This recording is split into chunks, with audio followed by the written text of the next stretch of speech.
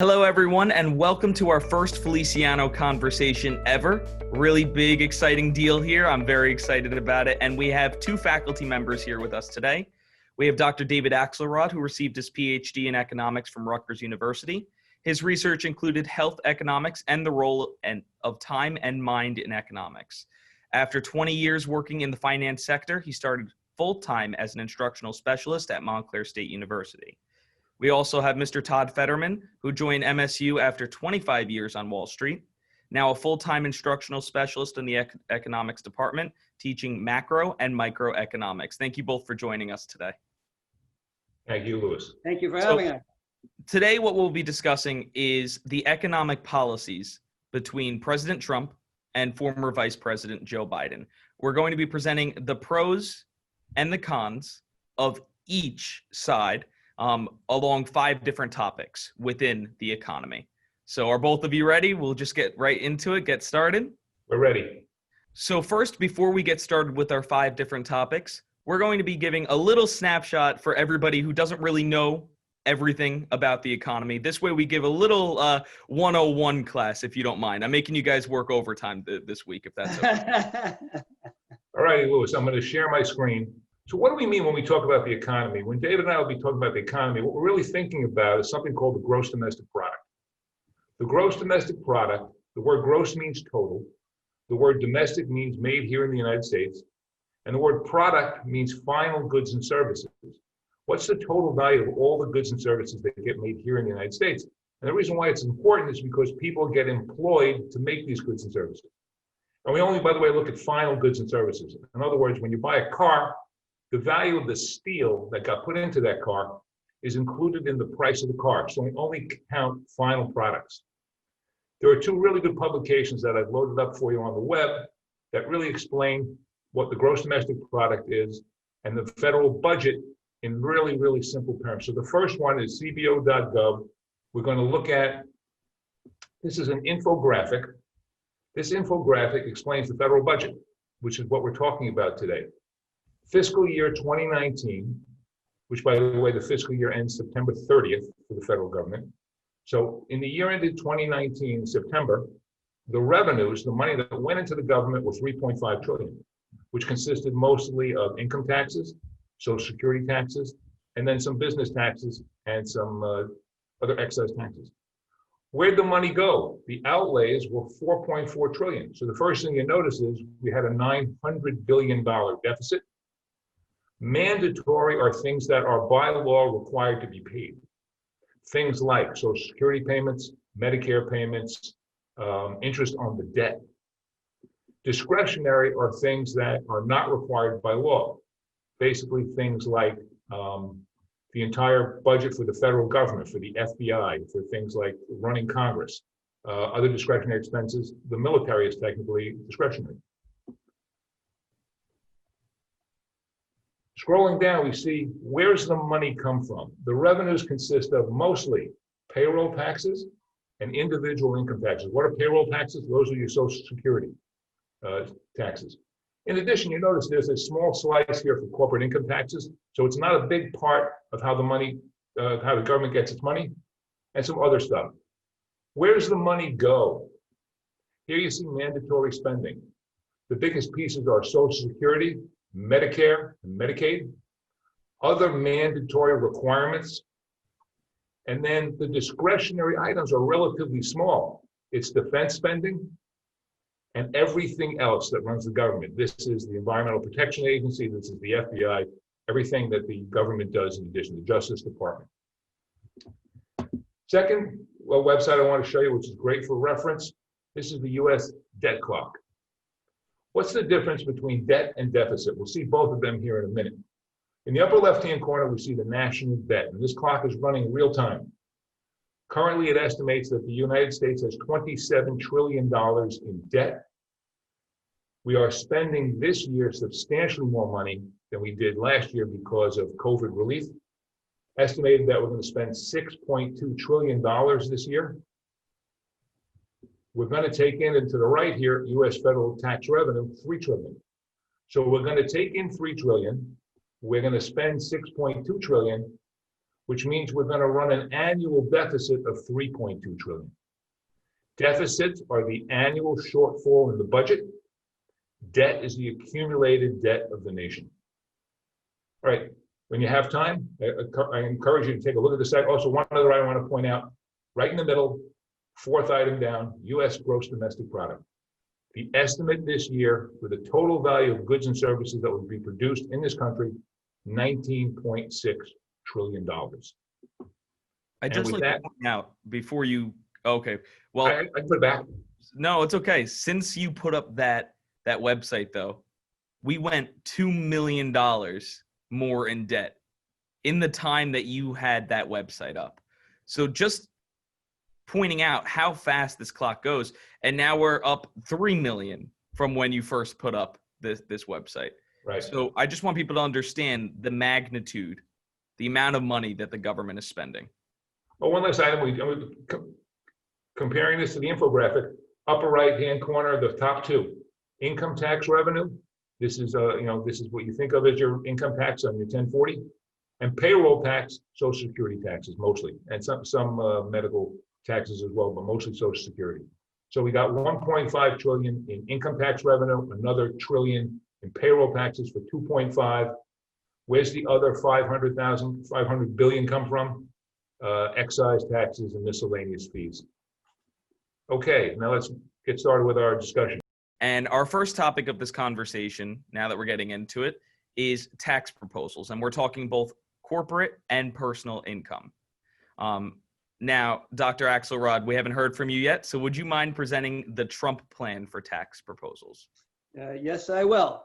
I would like to point out that the topics that we're discussing today, that here at Feliciano, we already have many podcasts on similar topics on the Business Edge and Feliciano Live, and that the faculty have many published articles as well. So the school is a great resource, not just for the classes, but for research. Okay, so what's Trump's approach? Trump's approach is sort of a more classic free market, conservative approach, where he wants to extend tax cuts, right? The understanding is that when businesses have to pay more in taxes, it increases the cost of production, which means the price of goods go up, which means people want to not buy as much, okay? So it discourages investment, it discourages people buying, and so Trump's approach is let's cut the taxes, and that will encourage economic growth. And if we look at what happened with the economy and especially the stock market, since he cut his had the tax cuts back in late 2017, early 2018, there seems to be empirical evidence that it has helped the economy to grow and to lower unemployment, at least until we got hit by the pandemic. So he would like to continue those tax cuts. Okay, and again, the idea is also if you let people and businesses make their own decisions about how they spend their money, they're more likely to be more efficient with it. So it's about trusting the private sector to do a better job than the public sector as well. Is there any area of concern in that plan as well? Well, one concern would be if you have the tax cuts, it will lead to a greater deficit. Part of the hope here is that if you have enough of a stimulus and people respond well enough, that the economy will grow sufficiently that maybe we might get some more revenue from the fact that we have a larger economy. On the other hand, if the economy is doing better and you have less unemployment, you have less people in poverty, that can help reduce the cost to government of having to try to support people that are in need. All right, thank you. And Mr. Federman, could you provide insight on Biden's plan? All right, first let me give you a summary over here. So what the vice president has suggested are several increases in taxes on wealthier people. He wants to start charging Social Security taxes. Many people don't realize that Social Security, you stop getting charged Social Security when your income is somewhere around 120, 130,000, I don't know the exact number. He only wants to then start charging people who make more than $400,000 a year, which I believe is the top 1%. And he wants to then have Social Security taxes on all income over $400,000 a year. In addition, the tax cut previously cut the top marginal rate for the wealthiest citizens to 37%. He wants to put it back to 39.6, so increasing it by 2.6%. And a very important part of what he wants to do is putting a 15% tax rate on corporate earnings at a minimum. And that's because upwards of 80 or 90 of the 500 largest companies don't pay a penny in taxes at all because of loopholes in the tax code. He also wants to raise the top corporate rate from 21 back up to 28%. One of the reasons, and by the way, all of this will increase revenue by approximately $4 trillion over 10 years. Everyone knows we're in trouble because of the pandemic. Everyone knows we're running these massive deficits now. This will allow the government, but by the way, who'll be paying these increased taxes? The people who've benefited the most by the growth in the economy over the last 10 years. People who have large 401k plans have seen them prosper because they own the stock market. He's asking wealthier Americans to chip in a little more to help put the economy back on solid footing. It's estimated that the top 1% of earners in this country will pay more than 75% of these tax increases. This plan is extremely progressive. What does that mean? A progressive tax system is one that charges wealthier people a larger fraction of their earnings in taxes. One of the topics that we teach in my macroeconomics class here at Feliciano is something called marginal propensity to consume. If you have an extra buck, who's more likely to spend it? Well, if you let people who have low incomes keep most of their income, they have no choice, they're going to spend it. Asking the wealthiest to pay an extra few percent on money that they're already probably not spending, and then taking that money and actually having the government spend it will stimulate the economy dramatically. That's one of the thoughts behind this.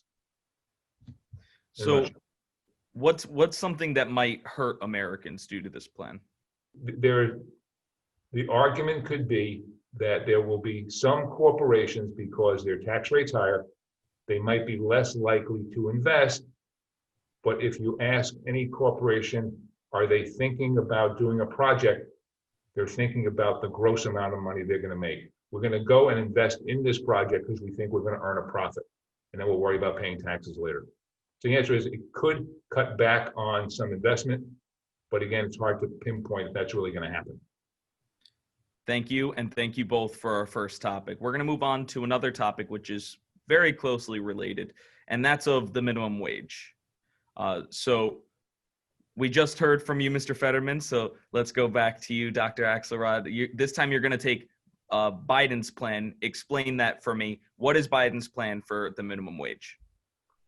Okay, so Biden's plan, as he's presenting it, is to have a federal minimum wage. We're talking maybe $15 an hour. And to put this in perspective, if you look at Amazon, for example, they start off their workers at a $15 an hour minimum, and they're certainly quite competitive, quite successful. So part of the argument there is, yes, $15 an hour is a big jump from what some states and what the federal is doing, which is more around the $8 to $10 an hour. Right. The federal minimum wage is $7.25. Exactly. But Biden will argue we're not talking about jumping from $7.25 to $25. We're talking $7.25 to $15. And by the way, $15 an hour at 40 hours a week, 50 hours a week is only $30,000 a year. And as everybody knows, $30,000 a year that's not a whole lot to try to live on in the world as it is. Okay. In terms of impact on employment, there seem to be studies that suggest that there's only a modest impact on employment. Part of it has to deal with, again, if people with low incomes have more money, they're going to spend it. They have to spend it. And so if they're spending more, especially if they're doing it quickly, that increases demand for businesses, products, and services, and they in turn will need to hire more people. And so the idea is, okay, we'll raise it. There's the potential for cutting back on unemployment. On the other hand, if enough people are spending, maybe it won't happen at all. And a little historical perspective is that the idea of having a higher low-end wage, you can go back to the private sector in the early 20th century with Henry Ford, when he offered $5 a day wages, which back then was a big deal, $5 a day, so that his workers could actually afford to buy the cars he was manufacturing. Because he recognized if they were buying cars, okay, that enabled him to mass produce, which lowers cost of production. And also it changes the culture so that cars become more embedded in our society. So, the notion of having a higher low-end wage, it's not just a quote unquote socialist idea. It was embraced by some of the important capitalists of the 20th century. So if we go with Biden's plan, that would be a more than double increase to the federal minimum wage, going from $7.25 to $15. Right. Would that not also raise the prices of goods and services? It probably will raise the prices of the goods and services. Again, it depends on the particular one and how much of the low end workers in terms of wages are part of those prices. The estimates vary, and it depends on how you're modeling it. On the other hand, part of having higher prices encourages businesses to produce and sell more.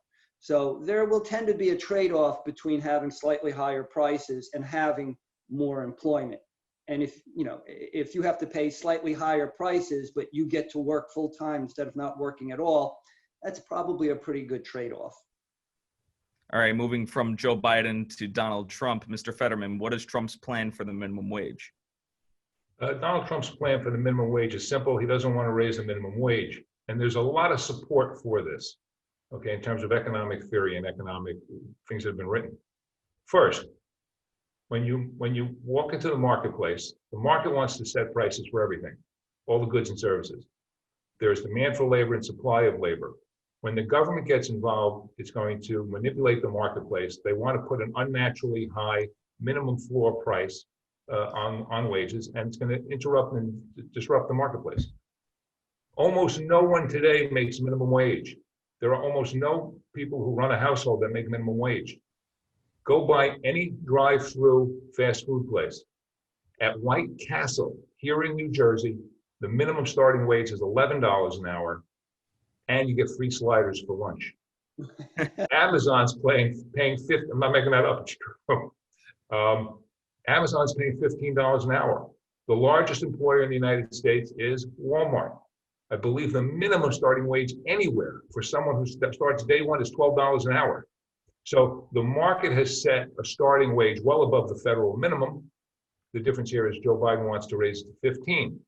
When you raise the price of anything, as we teach in Economics 101, when you raise the price of anything, people will buy less of it. If you raise the price of wages, businesses will hire fewer workers. So the answer is, if you raise it above what the market has set, places like McDonald's and all the fast food places might hire fewer people, and it might exacerbate and quicken the pace moving towards technology and having workers replaced by robots. All right. Thank you both for your views on both sides there. Moving on to our next topic. This will be our tariffs and trade segment. So this is a huge topic right now. We've seen the president instill tariffs on numerous countries.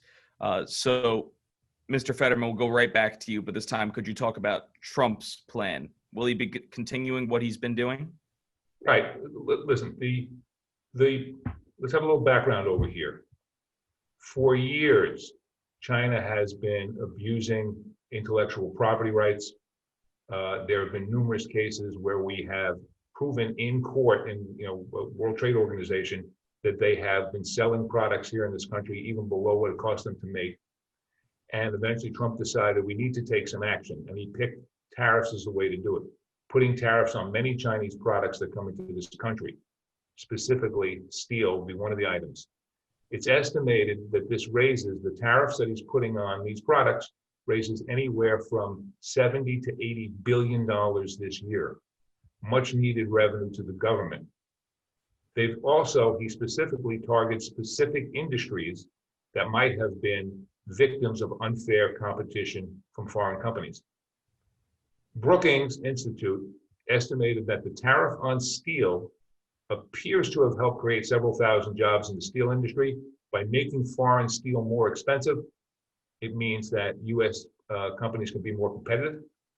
And in addition, tariffs on washing machines appears to have created as many as 1,800 new jobs for people who make appliances here in this country. So he specifically targeted certain industries, the goal being to try and improve employment for people who make these products specifically here, with the cost being these tariffs, but a benefit again from the tariffs, money that's raised to help lower the deficit. And moving on to the other plan, Dr. Axelrod, right to you. Okay, thank you very much. President Biden's approach, which is also supported by many economists, almost all economists and most policymakers, is to minimize the amount of tariffs that we're using. Okay, now there's a couple of reasons why. First of all, when we think about tariffs, it may be presented as a tax on foreign goods. It's sort of like the argument being, oh, we're going to punish China for what they're doing. But the reality is they don't pay the tariffs, right? U.S. citizens pay the tariffs. Okay, so it's not like we're getting money from China from it. Okay, we're going to pay it, and then the money becomes revenue for the government, but we're paying it. China's not paying it. Okay, and as Professor Federman was pointing out, we've got about $80 billion potentially that we're going to be paying extra for this. Tariffs tend to lower GDP. Again, the basic economics. It makes goods and services more expensive, and people will tend to buy less of it and tend to have less employment as well. And some estimates talk about as much of a 0.25% drop in long-run GDP, wages dropping by about 0.6%, and maybe about 180,000 fewer jobs as well. Now, those are not huge numbers, but they don't help. Okay. The other thing about tariffs is that while it can make U.S. companies more competitive, we can look at the history of what companies actually did. So if you go back in the 1980s and looked at how we tried to help the U.S. car companies as Japan was becoming more competitive, and what we found was that they didn't take full advantage of moving ahead. They tended to take a more short-run approach of being able to raise prices, but not necessarily have a more competitive product. And that is one of the concerns of using tariffs as a strategy. It takes away some of the competitive edge that our companies need to deal with in an international market. And so again, even if you're going to talk about free market and competition, tariffs make it less competitive.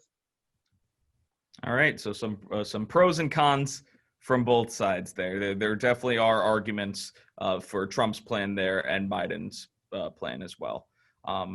Let's move on to our next topic, our second to last topic.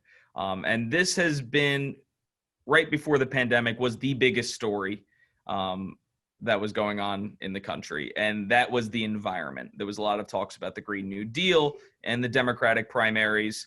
Some people praised it, some people opposed it. However, there might be agreement between the two candidates on this one, that they are not a fan of the Green New Deal.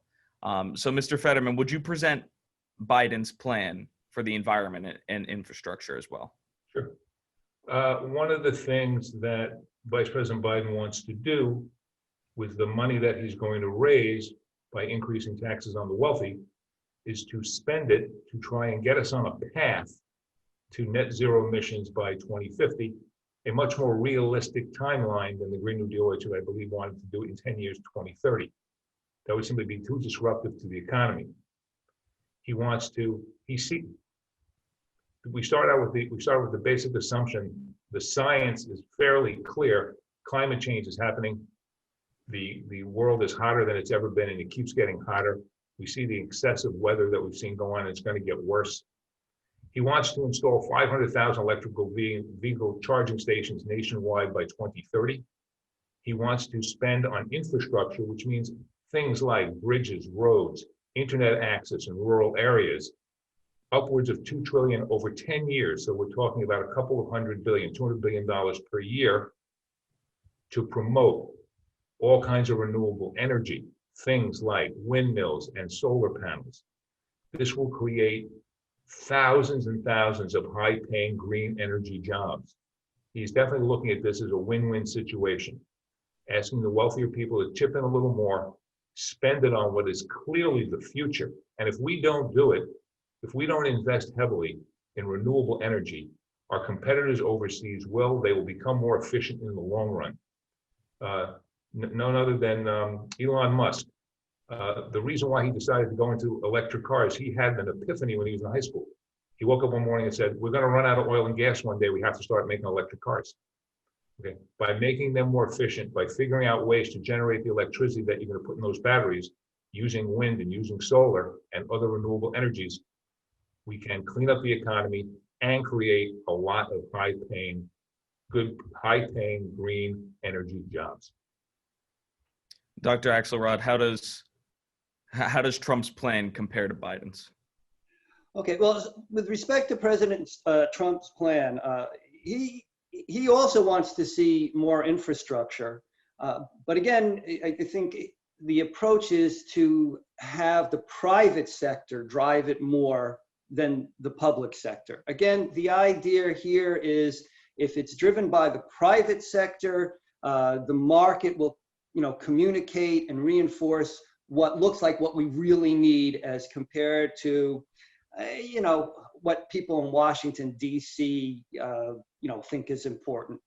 Okay, so that's one take of it.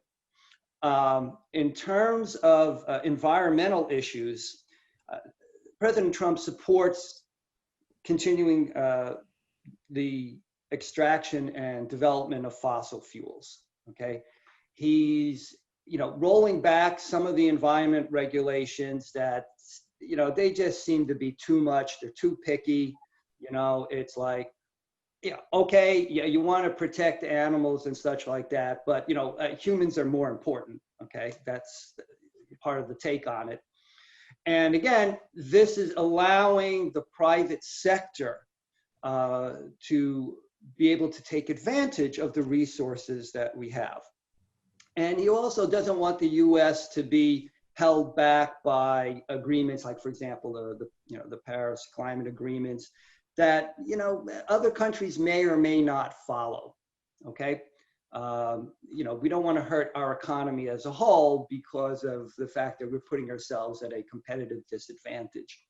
And a lot of this is also driven by, yes, maybe the technology keeps advancing.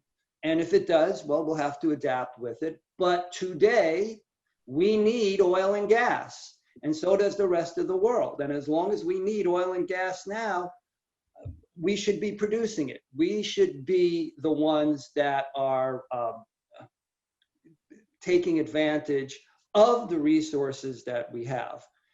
So again, it's about, what do we need to deal with now as compared to what we're imagining is going to happen in the future. So when it comes to environmental issues, would we both agree, would all three of us agree that Biden's plan focuses more on the environment and looking towards the future, whereas Trump's plan is focusing on the economy now, what we need right now?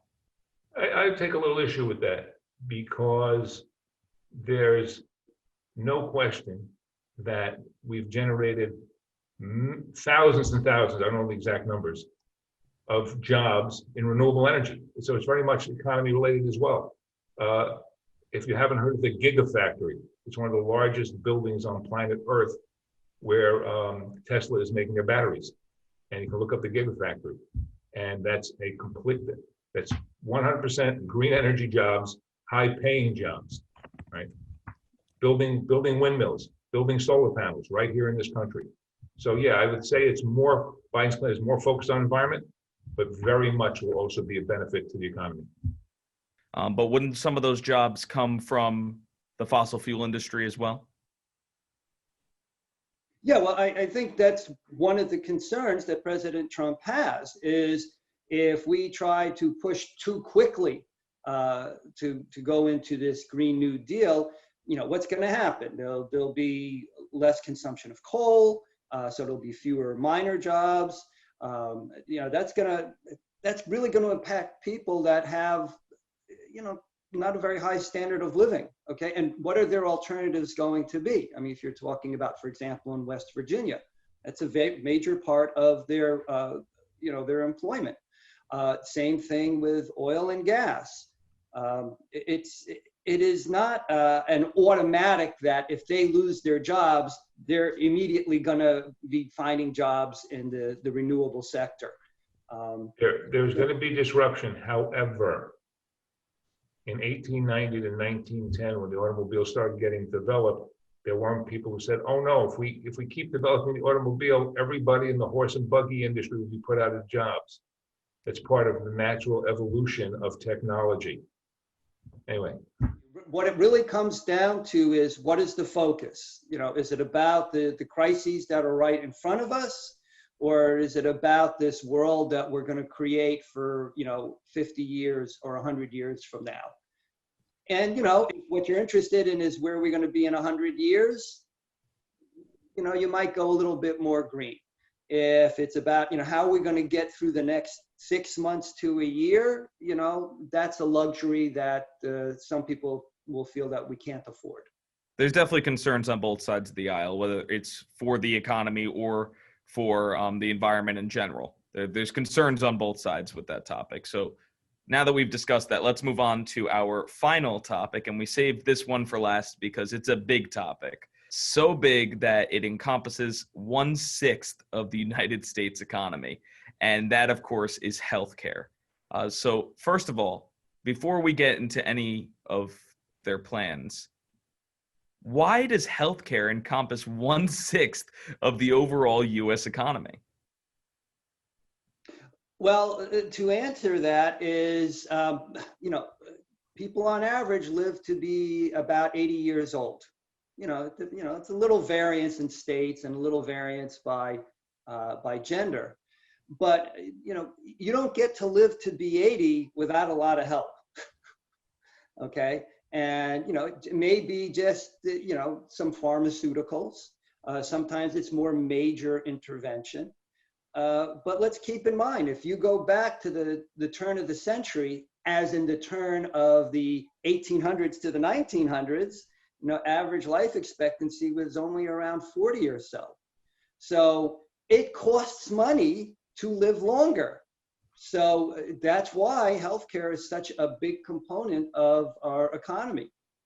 Also, one of the things, and this is a very complicated topic. Most people have health insurance. Now we're concerned, and Biden is definitely concerned about providing more coverage for more people. Most people have coverage through their work. Most of the coverage pays most of the expenses. At Montclair State, we have a variety of different plans available to us that unfortunately I've availed myself of with various orthopedic accidents over the last few years. I didn't pay a nickel out of pocket. I didn't hesitate to seek medical care because I knew it wasn't going to cost me anything. I pay premiums for my paychecks but the actual going to the doctor didn't cost me anything. Roughly 85% of this country, between 80 and 85%, has health care, has some kind of insurance. They're more likely, from their employer, they're more likely to seek out health care because they don't perceive the true cost, which means there's more demand, which drives up the amount of health care being consumed. Right. And Mr. Federman, could you continue on, but now could you speak on Biden's plan? Okay. All right. The vice president is opposed to Medicare for all, but he wants to create a public option. We are the only first world country that doesn't provide health care for everyone. Right now in this country, approximately 15% of the people don't have health care. Because of COVID, several million more have been added to that over the last few months. We want to have a plan that everyone can get coverage, that it doesn't have to be tied to your job. He wants to lower Medicare eligibility to the age of 60, create that public option, and spend approximately, again, we're talking about 30 or 40 million Americans out of 325 million who don't currently have insurance. Wants to spend an estimated 750 billion over a decade. So we're talking 75 billion a year, 75 to 100 billion a year, money provided by his increase in taxes that will provide health coverage for almost everyone. There are huge benefits to having health care coverage. By having preventative care, you can save a lot of money in terms of long-term care down the road. People are healthier when you get preventive care. There are a few days off missed from working. And in addition, and this is critical, part of his plan is to protect people with pre-existing conditions, diabetes, miscellaneous other things, so that when you go from job to job, you know you can still get covered because you have access to health care. If you're under some kind of public option, you're going to be covered for those as well. That's it. But in a nutshell, wants to make sure that people are protected with medical coverage, which pays benefits by having a healthier population. And Dr. Axelrod, in contrast, how does Trump feel about this? Okay. Before I say this, I want to remind our audience again that at Feliciano on our social media we have Business Edge podcasts and Feliciano Live on all of these topics, and you get to spend a lot more time in detail of these. So just as a reminder for people if you are hungry for a little bit more. A shameless plug, if you will. Well, all plugs are shameless. So President Trump's perspective, he would like to see some spending cuts on Medicare and Medicaid. And thank you to Todd for those infographics in the beginning, because it's a reminder that with Medicare and Medicaid, we're spending over $1 trillion a year. President Trump does not see that as sustainable. Okay, that's a lot of money to be spending. So what's the take there? Okay, it's going to need to be trimmed back, at least somewhat. And his take is that people need to take on more responsibility for their own health care, right? They may need to work longer, right, to be able to afford insurance coverage, again, from companies that provide insurance coverage. Or they may need to make better investments to afford private insurance. Okay. Now, one of the things that he likes to see is improved negotiated prices for prescription drugs. And so that will help lower costs as well. And of course, art of the deal, he's very big on being a better negotiator. So he sees a room for improvement there on the negotiation stance. Louis, I got to just jump in here. Over the last week, I saw President Trump several times. When asked, because a court case is coming up sometime in early November about the Affordable Care Act being challenged, and it's going to be in front of the Supreme Court. And he already got rid of parts of the Affordable Care Act and trying to get rid of the whole thing. And when asked, says, I'm going to replace it with a plan that's better, provides better coverage, and it'll be cheaper. And that's it. You never hear what the plan is, because there is no plan that's cheaper. You can't have more, you can't provide more and have it cost less, right? It was extremely difficult to put together Obamacare in the first place, the Affordable Care Act, and he constantly keeps harping, we're going to replace it with something better that costs less. It's one thing to say it, but for 2 years, the first 2 years he was president, there was a Republican Senate, Republican House, and he was in the White House, and no plan came up.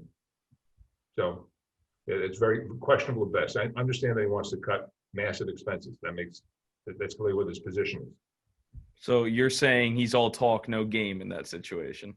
Specifically on several things, but specifically when it comes to replacing the Affordable Care Act, 100%. All right.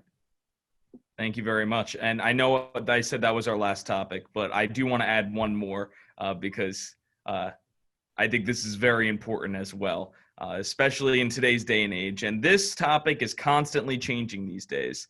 And that, of course, is the topic of stimulus plans. First, we've seen Donald Trump say at some points that he will refuse to negotiate about stimulus plans until after the election and until after he claims his second inauguration. But then he's jumped back on that a little bit, saying that if Nancy Pelosi puts a bill onto his desk about a stimulus plan, he'll sign it right away. And now he's blaming it on Nancy Pelosi. So what is Trump doing on this? Does Trump want a stimulus plan? Does Trump not want a stimulus plan? What's going on with that? Well, I'm taking Trump's point of view here. It's extremely, the first several stimulus plans, there's more than one. There's been in excess of $2 trillion extra that's been spent, replacing money that people weren't spending, and that has helped prop up the economy. In February and March, the stock market was down tremendously. Once the first several stimulus plans were passed, market came roaring back because people were still spending. Now, as people have lost the extra $600 a week, and again, there are still massive parts of the economy that are closed. Live entertainment is closed. Sports is open, but not for people going into the arenas. Wedding venues, things like that. There are large sections of live entertainment that's completely closed and will remain closed for a while. To keep people spending money, the whole concept of stimulus is great. When he specifically said, Louis, as you pointed out, he said he was sick and tired of the negotiating, not going to have anything else to do with it. Stock market dropped between 2 and 3%, literally in 5 minutes. And then he got really scared and said, uh-oh. The next day he came out and said, I want to have something bigger. Right now, I don't know that there are enough Republicans and Democrats together who are willing to pass it because of the politics. Could we use help? Maybe, but right now, it's going to be too difficult. Do I think Trump would like a stimulus plan right now before the election to try and prop up things, make people think he's getting something done? Absolutely think he would like something like that. I'm not sure there's enough Republican support in the Senate. I'm not even sure there's enough Democrat support to hand him what looks like a win with 2 weeks to go to the election. All right, and Dr. Axelrod? So from Vice President Biden's perspective, look, continuing to have stimulus is going to be very important. And for many of the points that Todd was bringing up, many people still either don't have jobs, or they don't have the same amount of work that they had before, or they don't have the same salaries. Okay, so that's one thing we have to keep in mind. Part of having a stimulus plan is sometimes you've got to spend money when you don't have income coming in, so that it doesn't become more expensive in the future.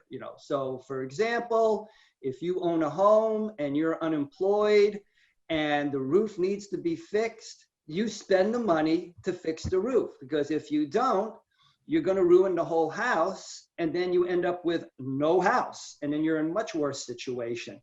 And that's what the stimulus plan is about. It's making sure people have enough money for food, that they have, they can afford to, live where they are. And so part of the plan is also to limit the amount of evictions, okay? That they can afford health care, because we clearly need more of it, to be able to afford the new methods of educating their children. Okay, they need to be able to have, in many households now, they need to have at least one of their parents stay home to help the kids, do online education. Well, that's a paycheck lost for many families. So in order to make that affordable, they need some more help with the stimulus. So I think that's one of the ways to understand this, okay? We're in the middle of a crisis. We need to get through the crisis, and a stimulus plan that tends to give more money to those who are already wealthy and have a lot of assets misses the point. It needs to go to those that have little, okay, that are struggling to find a job or struggling to get enough work.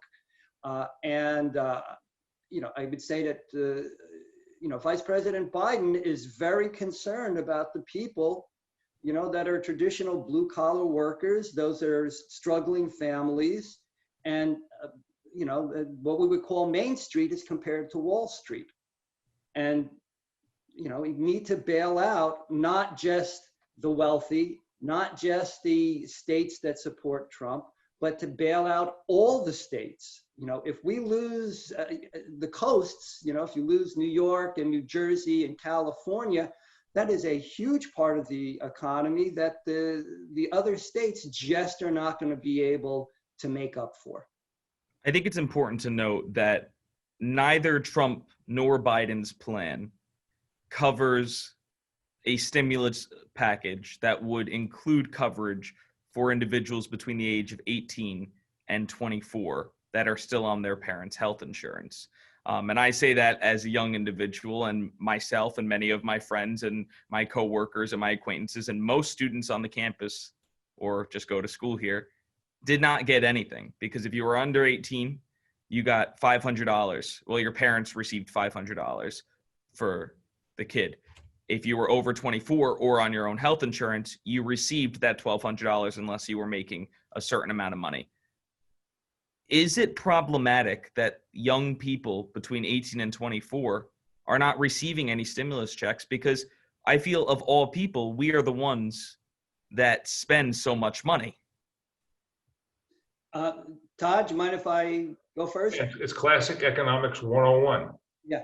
Give money to people who have less of it. They have a higher marginal propensity to consume, which means if you give them more income, they're more likely to spend it. So the answer is yes, of course. Having said that, the stimulus was surprising. The first several stimulus packages were surprisingly successful because the economy was in free fall, and it stopped the free fall. It really did. It was like catching, the expression on Wall Street, catch a falling knife. They actually caught a falling knife and didn't get hurt and propped it back up again. So yeah, were a couple of things missed? Absolutely. Is there too much hesitation now going into the next stimulus plan? Absolutely. Politics on both sides interrupting more stimulus talks. I think another thing that we have to keep in mind with respect to Social Security and Medicare, Medicaid, is that having older people have the resources to be able to retire is essential for moving them out of the workforce so that there is more work available for those at the younger age. And we can't have the older generation competing with the younger generation, especially in the middle of the crisis.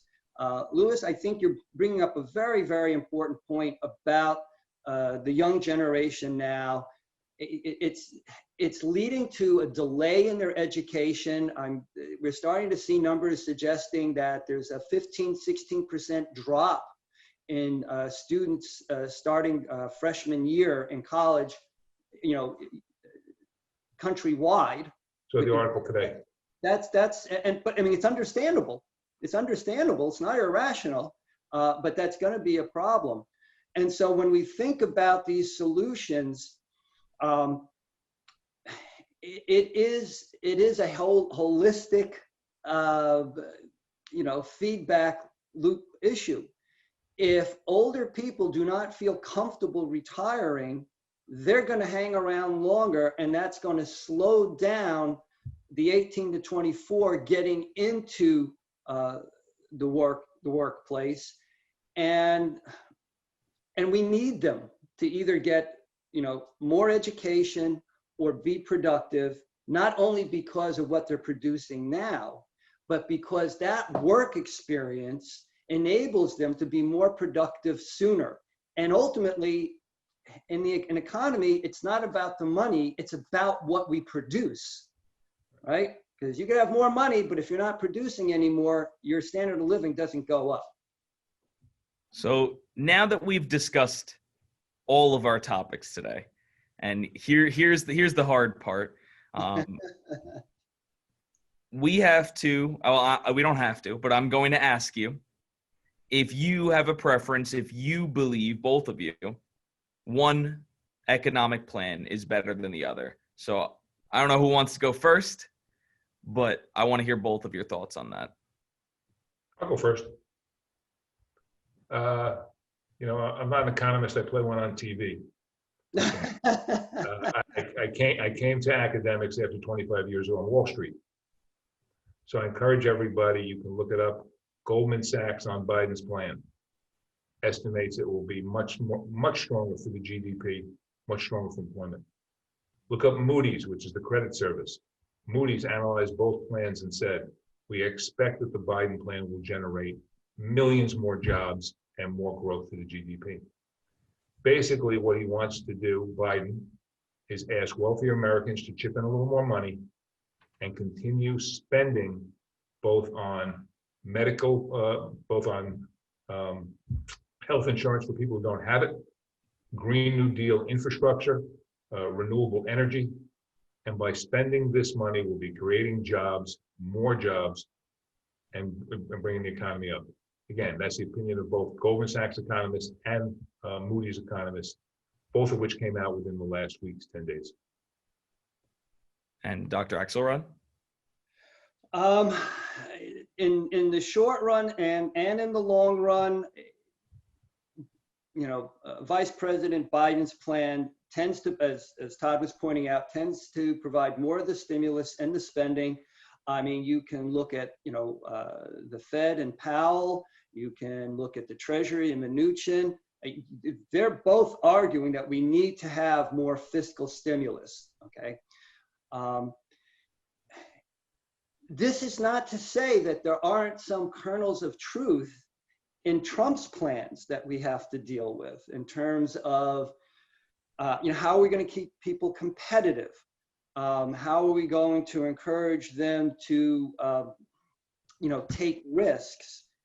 But ultimately, one of the big distinctions between the two plans is whether or not we support a regard for each other. And, going forward, we're just going to be more dependent on each other. We're going to have to coordinate our behaviors more, whether we like it or not. And, we either figure out how to be okay with our neighbors, or we're going to end up fighting with our neighbors.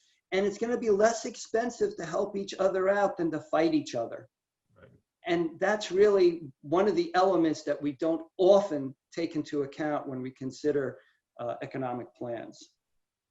So I'd like to thank you both for your thoughts on that as well. But I'd also like to reiterate to our audience that until that last question, everything that both of our guests here today did, they put a lot of work into today, researching both plans, speaking with each other about the pros and the cons of each plan. So everything up until that last point is straight down the middle facts. So we encourage you to make your own decision on who you believe is the better candidate in terms of the economy and in terms of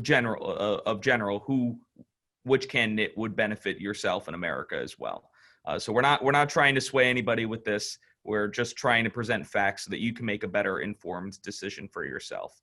So I'd like to thank you both, Dr. Axelrod and Mr. Federman, for being here today. I know you both put a lot of time and effort into this, and I'd like to thank you one more time for that. It was a pleasure having you on, and I hope to have you all on again. It was a delight, and more than happy to be a guest of yours again. Happy to be a guest here and now thinking of new topics for future conversations. Yeah, and we hope here at the Let's leave it there. we hope here at the Feliciano School of Business that we can continue having these conversations. So in order to stay up to date with all of our content, you can follow us on social media. We're on pretty much everything at this point. And as Dr. Axelrod alluded to before, we have podcasts, we have features, we have live segments, and we also have now segments as well. And now we have Feliciano Conversations. So for everybody here at the Feliciano School of Business, thanks for joining us today, and we'll see you real soon.